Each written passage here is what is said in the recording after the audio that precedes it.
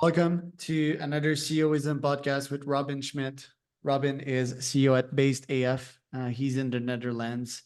Interesting guy, operates in the metaverse, calls himself a metaverse voyager. So let's see how we can voyage today. Voyage. Rob, tell me a bit more about yourself and Based AF. So my background is as a filmmaker, storyteller. I've spent 20 odd years of my life working in traditional media, working my way up from the very first iMac that could edit video, DV cameras, shooting extreme sports before there were even GoPros, and just figuring stuff out on a kind of indie level in production. And I worked my way up through TV, through music videos, through commercials, and then eventually made a feature film, which is kind of usually the end level boss for filmmakers. And at a certain point, two things happened. I became aware of this thing called YouTube, and that there were people on YouTube who were filming videos of themselves, funny things that they were doing. And they were building an audience. And I was like, oh, this audience thing, that sounds very exciting. Wouldn't it be nice to know that a film you made would actually get watched by somebody and be seen? And then on the other side of it, I was sort of just very aware that my industry was changing. The thing that I'd been going after all this time, which was a film career, directing films, was evolving in a way that I didn't really know how to put my hand on. And it was awareness that the film industry was stratifying towards either very, very, very expensive or very, very, very, very cheap. And somewhere in the middle was this weird middle class that had just been eaten up. And it was all moving towards narrative television. But I didn't really want to make narrative television. And it wasn't really for me to go and pursue a career in Hollywood. So I was trying to figure out what to do with myself. And I kind of got a bit lost. And about 5 years later, I fell down the rabbit hole of Web3, crypto, Bitcoin, all these kind of things. And there's all sorts of opinions for or against this space. But there is no doubt that there is few arenas in the world in which you can bootstrap an idea and see it fail or succeed as quickly as you can in crypto, and in which you can pull together a community, otherwise known as an audience, for something that you're doing. So I sort of took this weird meandering path and ended up during the pandemic putting myself in front of the camera instead of being behind the camera, which I had been for my entire career, and became a content creator, started shooting YouTube videos, but always infusing them with the filmmaking sensibilities and things that I knew how to do from my previous career. And in crypto and Web3, that was unheard of.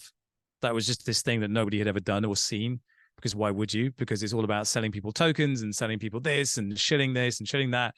And that wasn't what it was about. Whereas I wanted to be a storyteller, and I thought there were some interesting stories there. During all of that, if you're trying to build a business based around crypto, you are at the mercy of the Bitcoin cycle, which is brutal. And it usually goes up and then goes down. And while it's down, you're getting pummeled, you're apologizing, you're defending the space. And I didn't really want to be doing that for the rest of my life, because I just didn't want to. And while crypto is becoming more and more mainstream and is becoming more and more accepted, it's still a battle we're going to be fighting for the next 10 years. In the middle of all of that, this thing called the metaverse popped up. And I found this very interesting, not because it's complete or that it's ready or that it makes sense yet, but because there was this confluence of so many different technologies that I thought were interesting. So AI, VR, AR, performance capture, avatars, all these different things that I thought were really fascinating. And so for me, for my entire career, I've always been behind the curve a little bit. I've always been trying to break into an industry that was already dying. And for the first time now, I find myself at the forefront of a new type of entertainment. And essentially, my thesis was this, that if you took the IP that's been sort of booted up in Web3 with NFTs and this kind of thing, and you could find a way to bring that IP to life in a very lightweight and speedy way, the way you do with YouTube videos. So people can make YouTube videos look very, very nice, very, very quickly now, because the tools have been so democratized. I was like, if we can do that, but with animated IP, is there something there? And so that was coupled with the fact that Unreal Engine is now becoming the backbone of so many different types of entertainment in animation, but also in visual effects, that if you could couple those two things together, because Unreal is a fantastic real-time engine, maybe there was a way to bring all of that to life and to take what is a traditionally very long and laborious process, which is animation, and reduce it down to basically real time.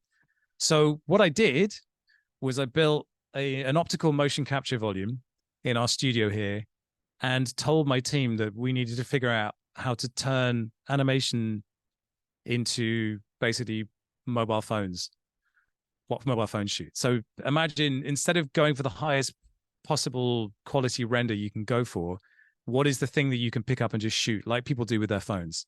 But we need to be able to do that with animated characters in an animated world. And then once we can figure out how to do that, how can we use that performance capture volume to tell stories in ways that no one has ever done it before? Because we're using a game engine and there's logic and there's all these superpowers that that game engine gives you that you don't have in real life. So that's the journey I've been on. When I call myself a metaverse voyager, I literally am. I spend most of my days in a motion capture suit in Unreal Engine, figuring out how to make that character that I am perform and feel like an authentic person. Now, it's hard to explain how we do that, but there's all sorts of different weird technologies that we use, and we get past the uncanny valley. But the thing that you start from a place where the fact that we're doing it digitally and virtually cannot be the headline. It just has to be good fun, and it has to be good entertainment. And the fact that we're doing it virtually sort of comes secondary, and you suddenly realize, oh, wait, I'm watching a digital character. And yet all of the things that I would expect from a show like this are all there. Plus you get to do all this other stuff. And when I talk about superpowers, it's things like, we can take my clothing and at a click of my fingers, I can make it change into something else. I can make my hair change at will. I can manifest things inside the volume. I can slow down time. I can make it rain if I want to. But I can also travel to anywhere I want in the known or the unknown universe at the click of a button. And all of these things suddenly take this strange 8x8 meter room that we have, and they turn it into a holodeck, the beginnings of a holodeck. And that's really exciting, because not only is it creatively very liberating, but it's also very good for the environment. It's a very kind of environmentally friendly way of doing production, but it's also just so versatile. We can go anywhere, do anything. So that's when I talk about myself being a metaverse voyager. I'm not going to sit here and pretend that the metaverse is built out yet, but some of the ideas that are expressed by what we think of as the metaverse can be explored right now with the technologies that we have. And because we use Unreal Engine, anything that's built in Unreal or anything that's built in 3D can become a guest in the studio as well. So we use all sorts of different techniques to bring other people's IP into the studio, but equally, I can go and visit a video game, not as a player, but as an actual participant in that world and in that space. And that's really exciting, because it means that anything that's built in Unreal is a potential sandbox, playground, whatever you want to call it, for me. And that's when the sort of weird idea about the interoperable metaverse starts to become interesting. How do you make money? Who do you target? So the monetization thing is a really good question. So there's lots of people who have digital fashion, for instance, but have no idea how to make it come alive. So that's one bit of surface area for us in terms of monetization. We have a show that we put out weekly called Metaplex. That is a sponsorable show. That's one other piece of surface area. We also, offer our services out to video game companies that are looking to do a different type of content. So we're in conversation with games that understand that it's very laborious to put out an animated trailer every week, but they could have us go and do a show in their world every week. And that could be a really interesting proposition for them. And that's when I pitch us to people, I talk about it as being the MTV of the metaverse, i.e. we shoot fast, we shoot cheap, but we're authentic to the spaces and the worlds that we're in. And that's a key part of it. Ultimately, the way that we do things, which is to use our own IP, which is trash, it's called Trashland. It's this sort of desert island where, it's a dumping ground for bad ideas and poor execution, which is sort of what the metaverse is at the moment. That's the vision of sort of self-expression for us. It's stuff, it's irreverent, it is satirical. And in that world, we have brands, and those brands can be brought to life in products like this, commercial things. This is a can of Fraz. That's our energy drink that's local to the world that we're in. We have all sorts of different versions of this. And eventually that is how we will monetize this thing, by selling products off the back of what we're doing. But primarily it's an entertainment proposition that has a few different kind of touch points that can add surface area for monetization possibility. Looking at your YouTube content, want to do rapid fire on that because you and I shared various interests here from what I'm looking on your YouTube. Humane, the AI pin, are you a fan or not? No, absolutely not. But I was not at first, but their demo was genius. You know, like the authentic video, and I think they're also aiming for the moon and they're A/B testing various stuff. Obviously, they've got waterfalls of money, and I think they're mostly good for humanity. No one's taking risks like that nowadays to create like Star Trek devices. What's your take on that? I think it's, as a phase one prototype, sure, but there were a lot of things about it that didn't work for me, and they were being elevated and celebrated as this kind of incredible advancements of AI, and it just didn't land. And also the demo that they showed, stuff didn't work. You know, the guy literally says, "Make me sound more exciting," and it adds one word, and like, why did you put that in the video? There was a few questionable things that I couldn't quite figure out. I also think that the device is problematic for the way that it works. I also think it's just going to get stolen instantly by anybody who knows what it is passing by. It's like why would you wear this thing right here when someone can just steal it? At the same time, I understand where you're coming from, but like, I don't think this is the device that does it. My instinct on technology and where it's going is that we are racing towards a future in which it's inside us, and that wearables are the bridge that gets us there. And whether we're going to have a device that we wear on our faces or not, that's debatable. But for some people, that will be the primary way in which they interface with the world, and they'll be very, very happy with that. I think that there's just this inevitable moment where we start putting devices inside our bodies and they start giving us an edge over our competition. And once there's an edge, then other people will want that edge, and they'll plant their ethics in second place when it comes to having that edge. And so this is the inevitable human way of things. So, I see it as a bridge to that, but I didn't love it, I have to say. Right. Well, this is like, the story of humans putting ethics in the background for their Maslow pyramid needs. I saw your video on crypto whales as well, and I saw Mario Nawfal in there. I had him on the pod. Interesting character. What's your take on him? Oh my goodness. My take on Mario is, I don't want to get into trouble here.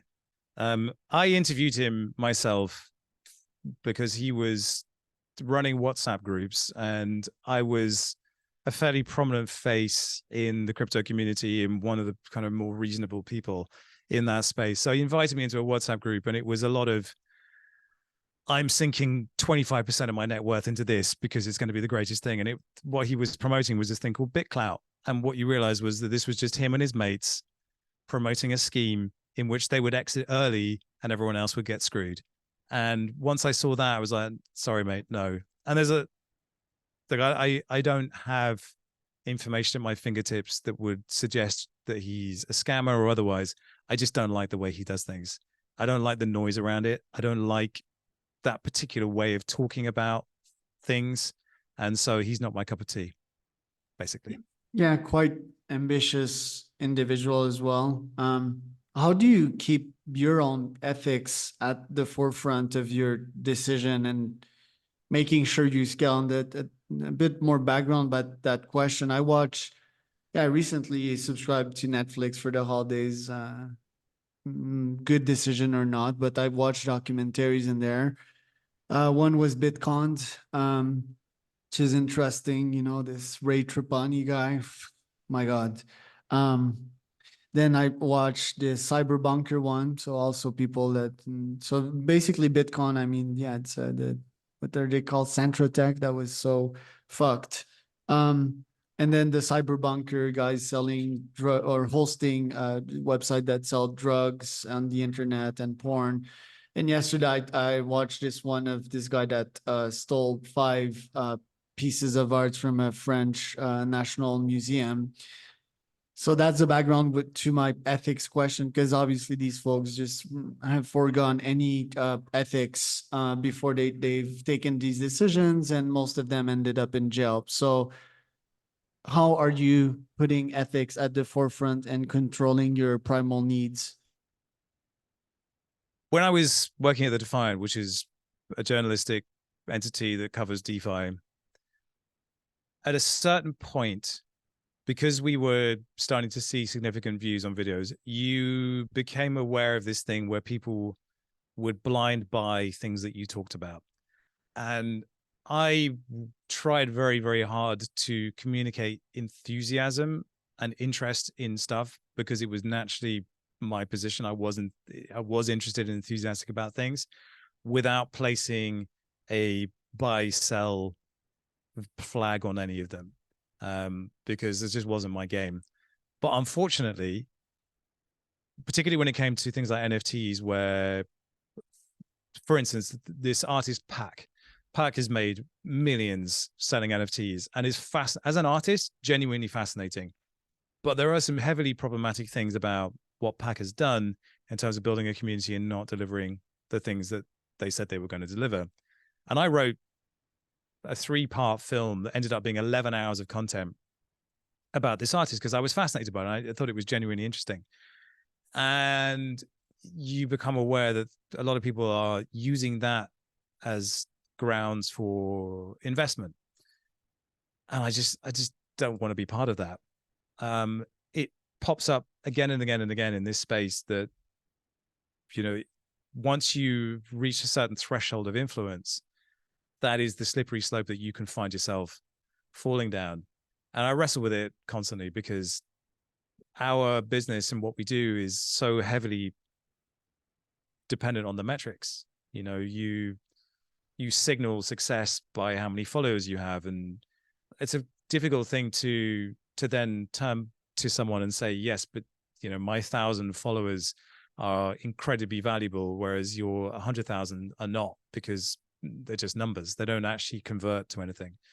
So yeah, it can be really tough in that regard. And I think it's becoming ever easier and easier and easier to hide behind pseudonyms, to just kind of put out content under the banner of AI, or just easily just rinse content on copy content using AI, which will do very, very well. And it makes it hard to kind of keep pushing forward and being as ethical as you can be.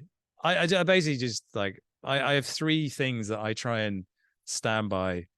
My kind of 3 personal pillars, if you like. One of them is challenge all assumptions. So anytime you find yourself in a position where you're like, no, this is the way it is, it's like, take the other side. So challenge all assumptions. The other one is keep it real. And that can be very, very difficult. When you start getting successful, it's very hard to keep it real because you start believing your own bullshit.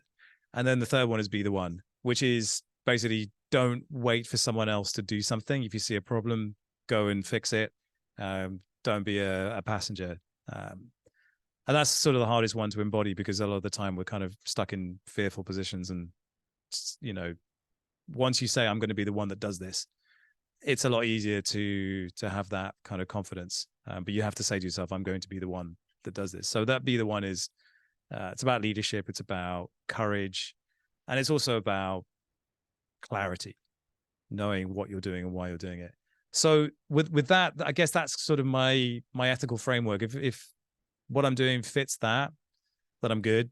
And if I start to feel that I'm not, then I don't. And there's a certain way that people change as they become more successful. You start to see a certain tone of voice and they become antagonistic or they become defensive, all these kind of things. And like, you just, after a while, I just go, oh, no. So I try and hold to a certain thing. And that's why I set up my own company, because I just found where I was working previously, a lot of the things that I had to do were present sponsorship messages for products I didn't endorse myself, but that was what the company needed me to do. And so I have my face on these things. I'm like, I don't like this company. I don't like anything they're doing, but this is how we earn a living. So I have to do it. And now I don't have to do that anymore. So you And know. that's like 90% of the population right there, because 90% of the population's employed. Yeah, wage Isn't cut. that sad? Like that Yes. probably places 2% of individuals in the world with like some sort of ethics or some backbone.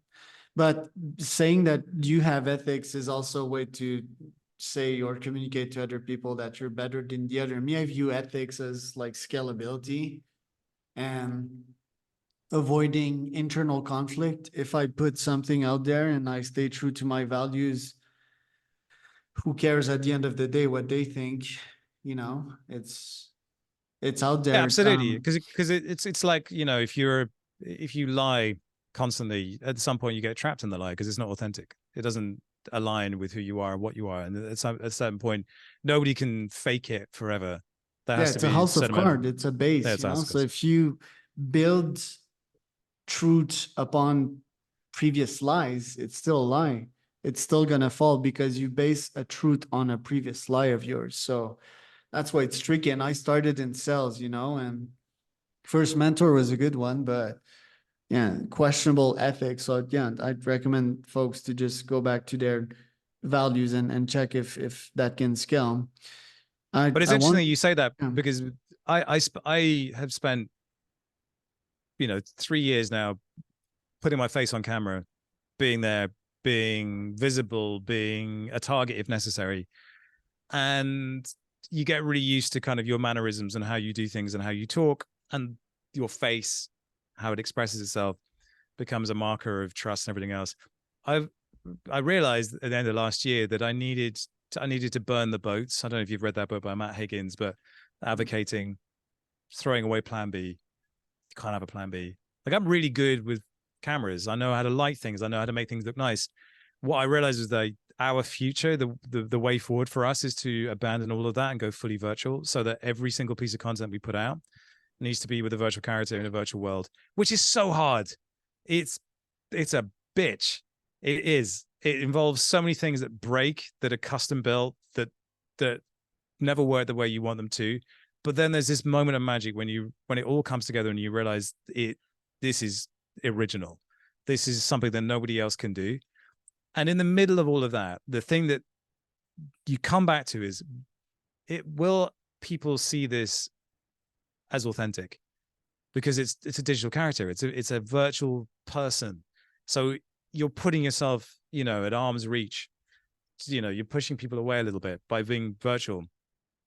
But it's not that at all. Because what you discover is that there's other ways for that authenticity to come out.